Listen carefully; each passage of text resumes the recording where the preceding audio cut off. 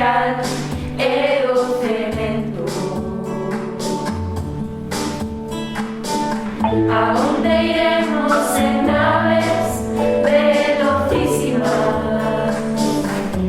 incapaces de arredar lonxe de nós a inseguranza, o medo e o baleiro.